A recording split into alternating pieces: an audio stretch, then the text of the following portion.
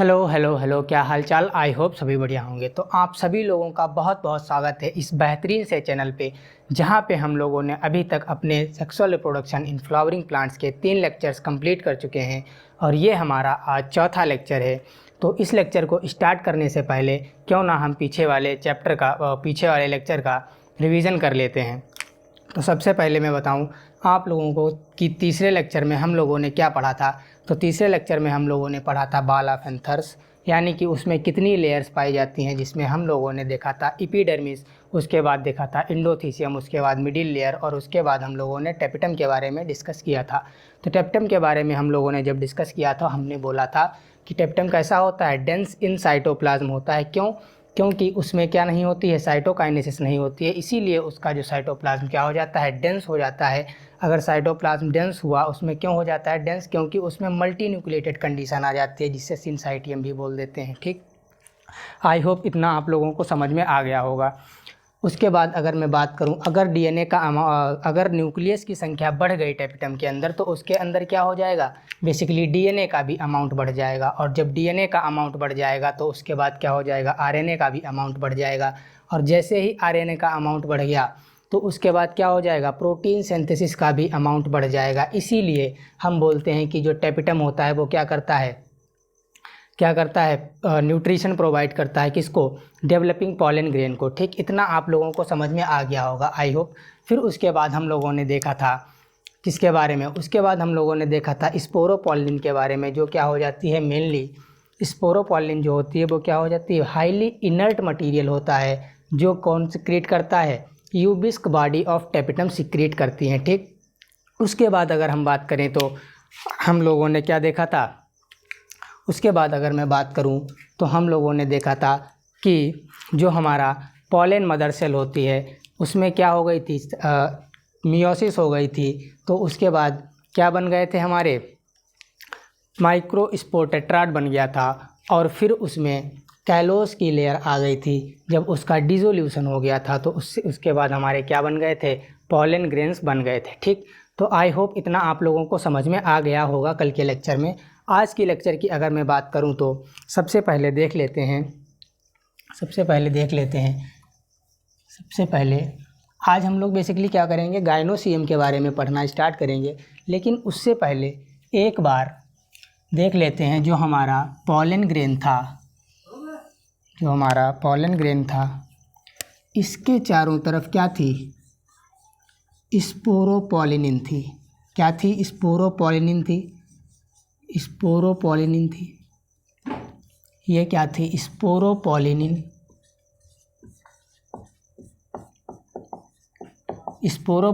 थी। और जो हमारा पॉलन ग्रेन होता है वो क्या करता है, release water.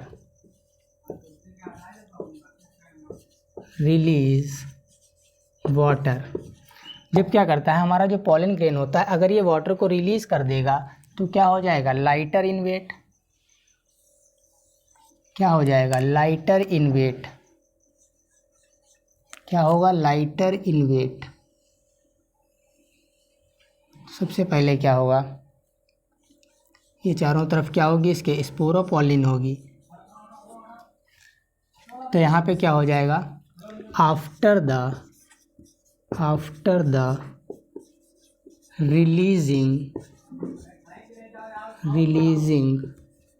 Of water pollen grain क्या होता है, लाइटर इन वेट। क्या हो जाता है, lighter in weight which provide क्या, फैसिलिटेटेड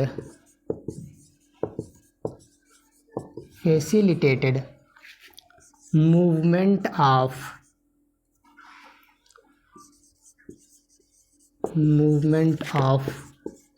पॉलन ग्रेन। ठीक, अगर जो हमारा क्या था, इसे क्या बोल देते हैं, इसे बोल देते हैं पॉलन ग्रेन।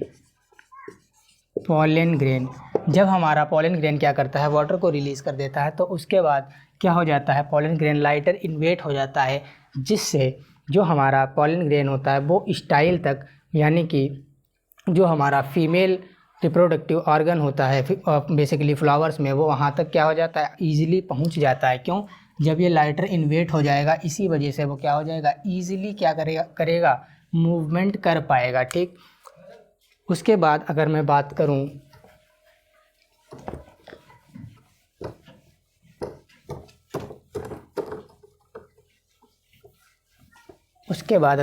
करूँ तो कल हम लोगों ने देखा था टीएस ऑफ एंथर के बारे में भी देखा था। थोड़ा सा क्या देखा था, टीएस ऑफ एंथर के बारे में। तो बेसिकली अगर मैं बात करूं तो डेहिसेंस ऑफ एंथर कैसे होता है, डेहिसेंस ऑफ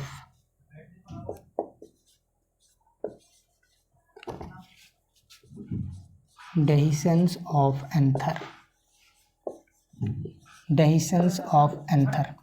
ठीक,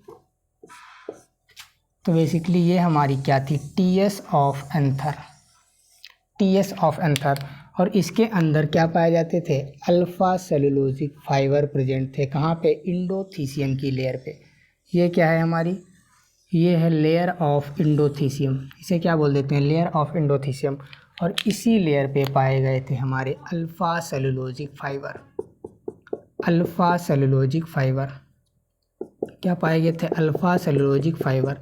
और जहाँ पे अल्फा सेलुलोजिक फाइबर अब्सेंट होते हैं उसे क्या बोल देते हैं, स्टोमियम बोल देते हैं।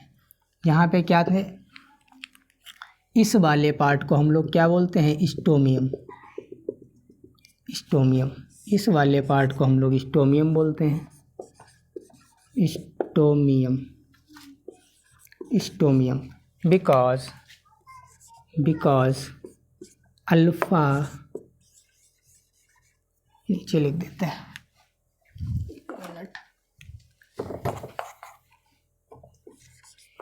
बिकॉज अल्फा सेलुलोजिक फाइबर क्या है, अब्सेंट। हमारे क्या है, अल्फा सेलुलोजिक फाइबर जहाँ पे अब्सेंट होते हैं उसे हम लोग क्या बोलते हैं, स्टोमियम बोलते हैं। और ये जो हमारे अल्फा सेलुलोजिक फाइबर हैं इन्हें क्या बोलते हैं, अल्फा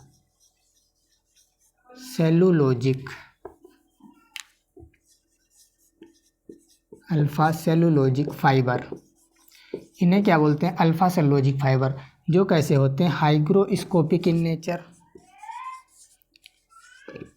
हाइग्रोस्कोपिक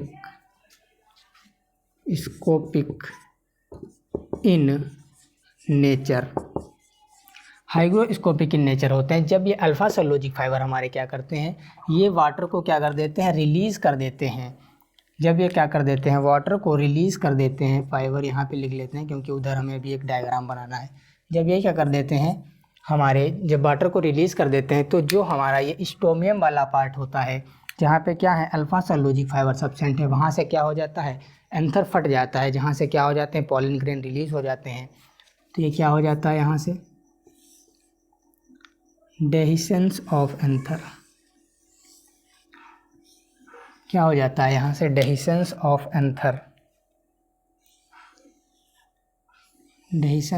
एंथर।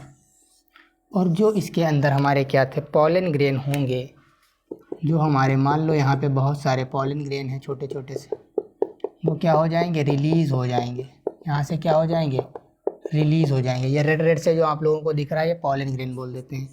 इससे क्या हो जाएगा, एंथर फट जाएगा, इसे बोल देते हैं डेहिसेंस ऑफ एंथर।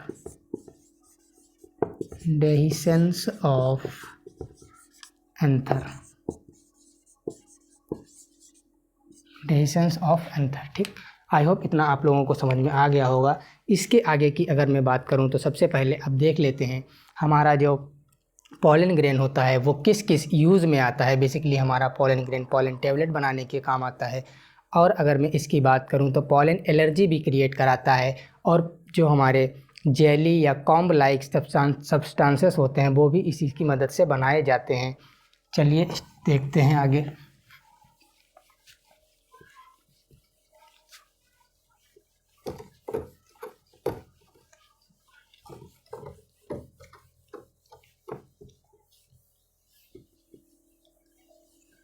अगर मैं पॉलन ग्रेन की बात करूं तो एक साइड लिख लेंगे pollen allergy, pollen allergy, pollen allergy, pollen tablet, pollen tablet और वायबिलिटी ऑफ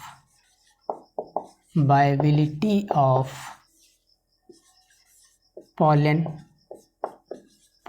और एक होता है हमारा पॉलन बैंक, जिसमें क्या होता है पॉलन ग्रेन को स्टोर करके रखा जाता है -196 डिग्री सेल्सियस के टेम्परेचर पर। ठीक, तो सबसे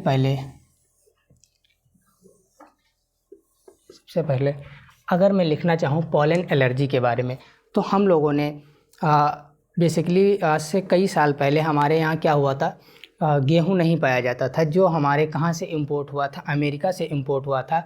जो हमारे अमेरिका वाले थे वो इतने नालायक थे कि उसके साथ उन्होंने क्या कर दिया, उसके साथ हमारी एक पार्थीनियम नाम की स्पीसीज़ यानी कि कैरेट ग्रास होती है उसको इंपोर्ट करा दिया, जो क्या करती है पॉलन एलर्जी कराती है। और क्या करा देती है, हमारे यहाँ जो भी फूड मटेरियल्स यानी कि जो भी अनाज होता था उसकी क्या हो गई थी, प्रोडक्टिविटी भी डिक्रीज़ हो गई थी। क्यों? क्योंकि वो इतना ज़्यादा ग्रो कर गया था जिसकी वजह से हमारी जो फसलें थी वो नष्ट होना स्टार्ट हो गई थी। इसीलिए अगर मैं बात करूँ पॉलन एलर्जी, तो हमारे जो होता है पार्थीनियम जिसे हम कैरेट ग्रास भी बोल देते हैं, कैरेट ग्रास जो क्या कराती है, क्रिएट पॉलन एलर्जी, यानी कि इसके जो पॉलन ग्रेन होते हैं वो क्या कराते हैं, एलर्जी कराते हैं, जिसे क्या बोल देते हैं, अस्थमा भी बोल देते हैं, अस्थमा। और इन्होंने क्या किया था, decrease productivity of wheat and rice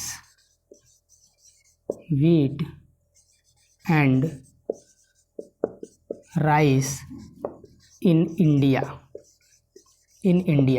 और ये कहाँ से इंपोर्ट हुआ था, ये बेसिकली जो हमारा पार्थीनियम है ये इंपोर्ट हुआ था हमारे अमेरिका से।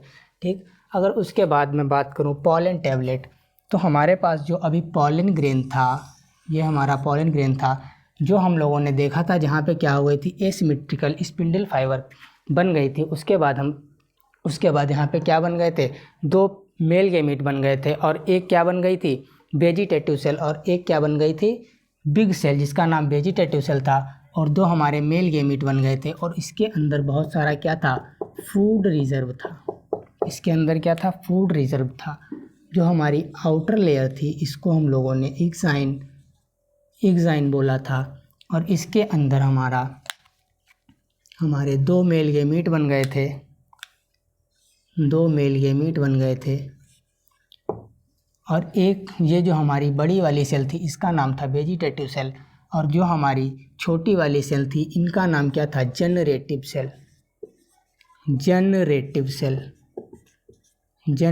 सेल। ठीक, जो यहाँ पे फूड रिजर्व है, reserve of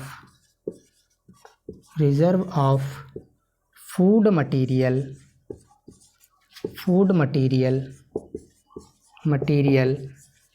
inside pollen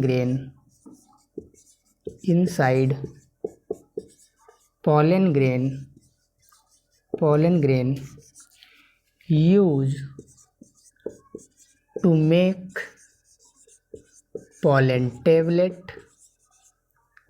pollen tablet and jam, या इसी को जेली भी बोल देते हैं। जेली बोले तो सिरप वगैरह जो बनाई जाती हैं, जो कि हमारे एथलीट फुट या जो हमारे रेस हॉर्स होते हैं उनको खिलाने, उनकी क्या लिखा था हमने, जैम और जेली। जेली, जेली जो हमारे क्या हो जाती हैं, फूड मटेरियल को रिजर्व करके बनाई जाती हैं। कहाँ के, कौन से फूड रिजर्व मटेरियल को, जो हमारा किस में पाया जाता है, किस में पाया जाता है, पॉलन ग्रेन में पाया जाता है, जो हमारा नरिशमेंट प्रोवाइड करता है किसको, पॉलन ग्रेन को। उसी फूड को फिर से रिजर्व करके क्या बना लिया जाता है, जेली या पॉलन टैबलेट बना ली जाती हैं। ठीक, उसके बाद अगर मैं बात करूं वायबिलिटी ऑफ पॉलन ग्रेन, इसका मतलब क्या है, इसका मतलब ये है अगर किसी भी पॉलन ग्रेन को कुछ दिनों के लिए छोड़ दिया जाए, वो कब तक जर्मिनेट कर सकता है, इसीलिए इसको क्या बोलते हैं, पॉलन वायबिलिटी बोलते हैं। यानी कि पीरियड अप टू विच, ऐसे लिख लेते हैं, period up to which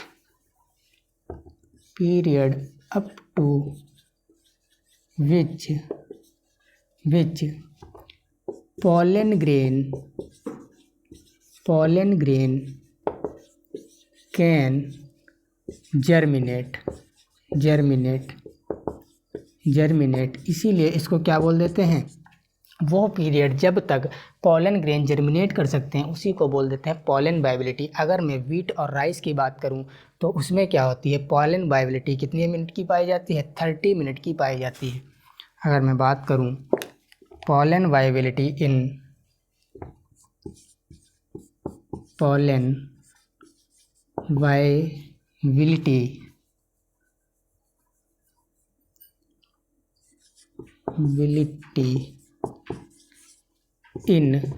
wheat and rice कितनी होती है, 30 मिनट होती है, 30 मिनट होती है। और अगर मैं पॉलन ग्रेन की बात करूं, pollen grain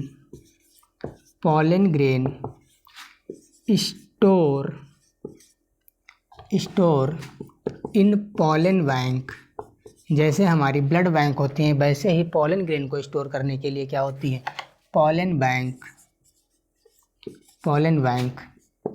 in -196 degree Celsius of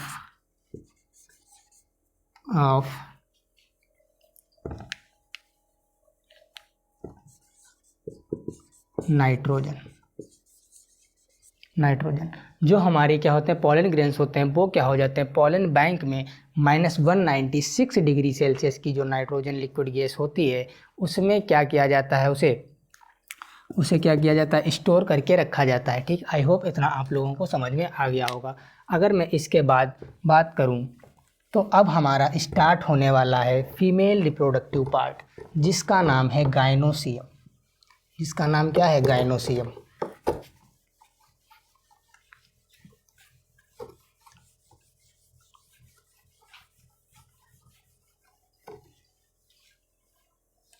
तो हेडिंग डाल लेंगे सभी लोग, गायनोसियम।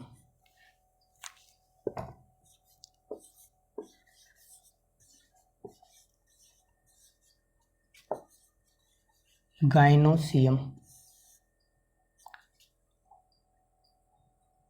क्या लिख लेंगे, गायनोसियम। अगर मैं गायनोसियम की बात करूं तो इसमें बेसिकली क्या होते हैं, 3 पार्ट होते हैं। कौन कौन से, स्टिग्मा, स्टाइल एंड ओवरी। इन तीनों पार्ट को अगर मिला दिया जाए तो उसे क्या बोल देते हैं, पिस्टिल बोल देते हैं। और सारे बच्चे बोलेंगे पिस्टिल क्या होती है, ओपी से अगर मैं बताऊं तो पिस्टिल का नंबर जो होता है वो ओवरी के बराबर हो जाता है, O फॉर ओवेरी और P फॉर पिस्टिल। तो देख लेते हैं, जो हमारी गायनोसियम है, इसमें बेसिकली कौन कौन से पार्ट होते हैं। जो ऊपर वाला पार्ट होता है उसे बोल देते हैं स्टिग्मा, और इस वाले पार्ट को बोल देते हैं स्टाइल, और जो नीचे वाला पार्ट है इसे बोल देते हैं ओवेरी, जो क्या होता है, मेन पार्ट ऑफ गायनोसियम।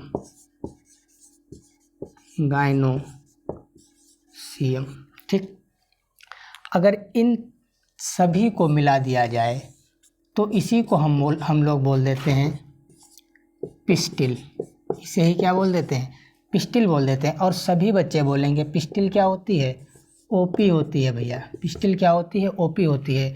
अगर मैं ओ फार बात करूं तो क्या हो जाता है, ओवेरी। और अगर पी फार बात करूं तो क्या हो जाती है, पिस्टिल। पिस्टिल ओवेरी से मतलब है यहाँ पे number of ovary. Number of ovary is equal to क्या हो जाता है, number of pistil. Number of pistil के क्या हो जाते हैं, बराबर होती हैं। यानी कि कोई भी गायनोसियम है अगर जिसमें जितनी ओवेरी होंगी उतनी ही क्या होंगी, पिस्टिल होंगी, ठीक। और यहीं पे एक वर्ड और आता है जिसका नाम होता है कार्पल। बेसिकली जो हमारा पिस्टिल होता है और कार्पल होता है ये इंटरचेंजेबली यूज़ किए जाते हैं। मतलब दोनों का एक ही होता है, बस थोड़ा सा डिफरेंस होता है।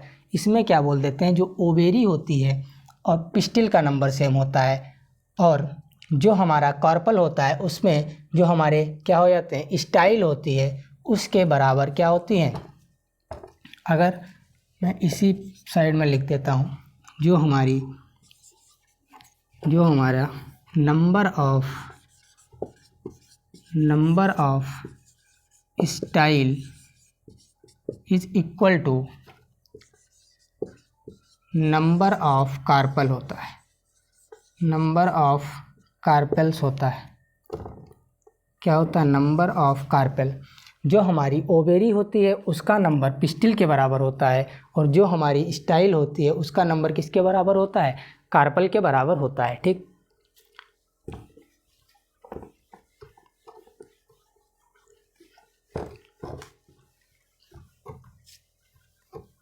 आई होप सभी लोगों को इतना समझ में आया होगा। अगर किसी को भी किसी भी प्रकार का कोई डाउट या कन्फ्यूजन है तो एक बार पूछ लेंगे फटाफट से। चलिए आगे बढ़ जाते हैं।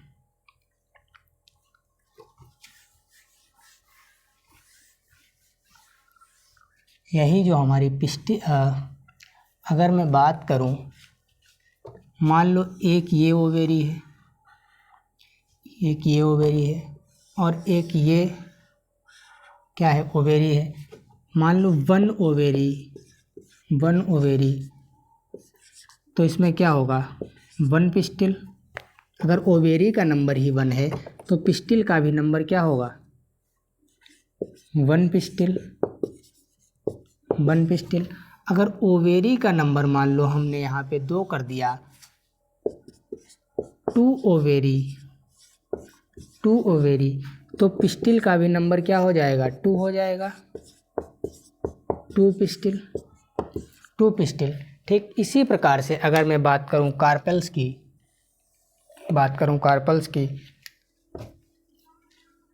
जो हमारे कार्पल्स होते हैं वो बेसिकली किसके बराबर होते हैं, स्टाइल के बराबर होते हैं। अभी हमने देखा था किसके बराबर होते हैं, स्टाइल के बराबर होते हैं। मान लो यहाँ पे हमारे पास कितनी स्टाइल है, एक स्टाइल है, तो यहाँ पे क्या है, वन स्टाइल। इसी को क्या बोल देंगे, इसी को बोल देंगे वन कार्पल। यानी कि जिस भी ओवेरी में जिस भी गायनोसियम में अगर कार्पल का नंबर 1 है तो उसमें स्टाइल भी कितनी होंगी, 1 होंगी। और अगर मान लो यही हमारा दूसरा है, इसमें कितनी है, 2 स्टाइल है। बेसिकली ऐसे नहीं बनाते हैं, 1 ओवेरी है, 2 स्टाइल लिख लेते हैं। अगर एक ही ओवेरी में नंबर ऑफ स्टाइल्स क्या हो जाए, बढ़ जाए, इसमें क्या हो गई, एक ये स्टाइल हो गई, एक ये स्टाइल हो गई, यहाँ पे क्या हो गई, 2 स्टाइल, तो यहाँ पे क्या हो जाएंगे, 2 कार्पल्स, तो यहाँ पे क्या हो जाएगा, नंबर ऑफ कार्पल्स भी बढ़ जाएगा। और इसी नंबर को देखते हुए अगर 1 कार्पल है तो उसे बोल देते हैं मोनोकार्पेलरी, और अगर 2 कार्पेल हैं तो उसे क्या बोल देते हैं, मल्टी कार्पेलरी ओवेरी, ठीक। इसी मल्टी कार्पेलरी ओवेरी के क्या हो जाते हैं, बेसिकली 2 पार्ट होते हैं। एक क्या हो जाती है सिन कार्पेलरी, और क्या हो जाती है एपोकार्पेलरी। अगर यही वाले कार्पल्स क्या आ जाएं, साथ साथ आ जाएं, तो इसे बोल देते हैं सिन कार्पेलरी, और यही वाले जो कार्पल्स हैं वो क्या हो जाए, अलग अलग हो जाएं, तो उसे क्या बोल देते हैं, एपोकार्पेलरी बोल देते हैं। ठीक, तो चलिए देख लेते हैं क्या होती है सिनकार्पेलरी ओवेरी और क्या हो जाती है एपोकार्पेलरी ओवेरी। ठीक, आई होप इतना समझ में आ गया होगा कि number of style is equal to क्या हो जाता है, नंबर ऑफ कार्पल, और number of ovary is equal to क्या हो जाता है, नंबर ऑफ पिस्टिल। अगर मैं इसे याद करने का जुगाड़ बताऊं तो लिख सकते हो आप लोग ओपी, ओ फॉर ओवेरी और पी फॉर पिस्टिल। ठीक, तो चलिए आगे देख लेते हैं मोनोकार्पेलरी एंड, अगर मैं बहुत बात करूं नंबर ऑफ कार्पल अगर 1 है तो मोनोकार्पेलरी, अगर 1 है तो इसे बोल देते हैं मोनोकार्पेलरी।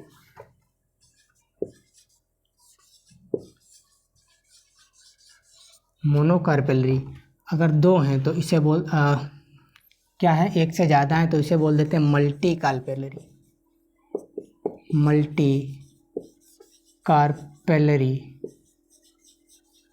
ठीक, इसमें भी हमारे पास 2 होती हैं।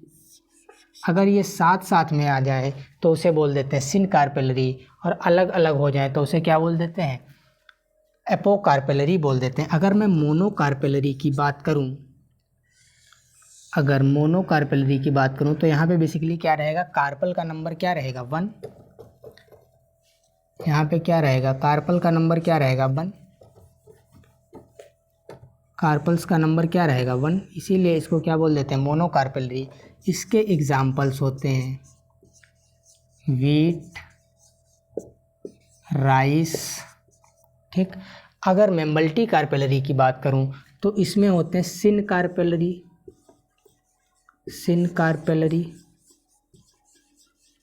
एंड एक होता है एपोकार्पेलरी।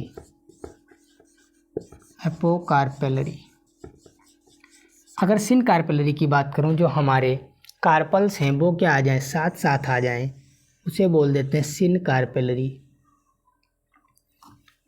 मान लो हमारे पास ये क्या है, ओवेरी है, इसमें बहुत सारे कार्पल्स हैं, मान लो एक ये है, एक ये है और एक ये है, ये सारे के सारे क्या आ गए, साथ में आ गए, तो इसी को क्या बोल देते हैं, सिन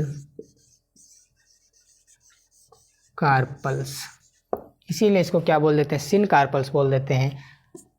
और इसे याद करने का बेसिकली क्या हमारे पास जुगाड़ है, जो हमारे साथ रहते हैं वो हमारे हमेशा क्या रहते हैं, पेरेंट्स रहते हैं, जैसे माता पिता। अगर मैं माता पिता की बात करूं तो सिन कार्पेलरी से एग्जाम्पल हो जाता है पपावर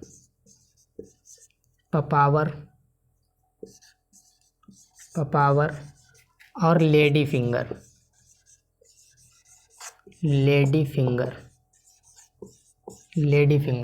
अगर एपोकार्पेलरी की बात करूं तो इसमें क्या हो जाते हैं, बेसिकली कार्पल्स जो होते हैं वो हमारे अलग अलग हो जाते हैं।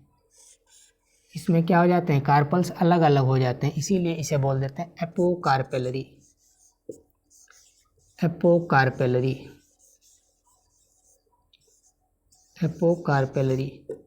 इसीलिए इसको क्या बोल देते हैं, एपोकार्पेलरी बोल देते हैं। और इसके एग्जाम्पल क्या हैं, एपोकार्पेलरी का एग्जाम्पल क्या है, इसको याद करने का एक बहुत ही अच्छा जुगाड़ है। जैसे हम लोग गांव या देहात की भाषा में बोलें तो वहाँ पे कभी भी लड़ाई होती है तो बोलते हैं मारो लोटा फाट जाए, यानी कि लोटा फेंक के मारो, इनकी खोपड़ी क्या हो जाए, फट जाए। इसी से यहाँ पे याद कर लेंगे क्या, मारो लोटा।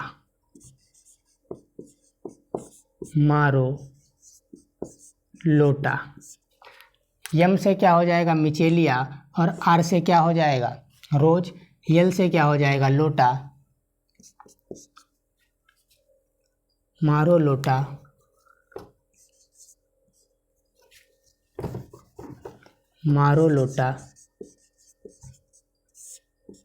अलग हो जाए।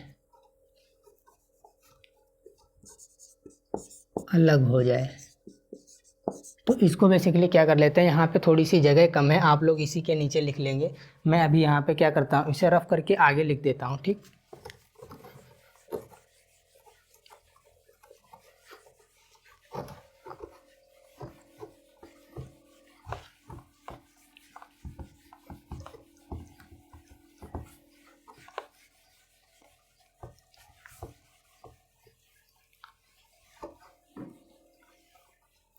क्या लिखेंगे यहाँ पे, मारो लोटा अलग अलग हो जाए। अलग अलग से मतलब क्या है, अलग अलग अगर क्या हो जाए, हमारे कार्पल्स हो जाएं, तो उसी को क्या बोल देते हैं, एपोकार्पेलरी ओवेरी। एपोकार्पेलरी ओवेरी, ठीक। तो इसके एग्जाम्पल क्या है, जो हमारा माँ है उससे क्या हो जाएगा, मिचेलिया, मिचेलिया। और जो हमारा आर है इससे क्या हो जाएगा, रोज, वही फ्लावर वाला रोज, रोज।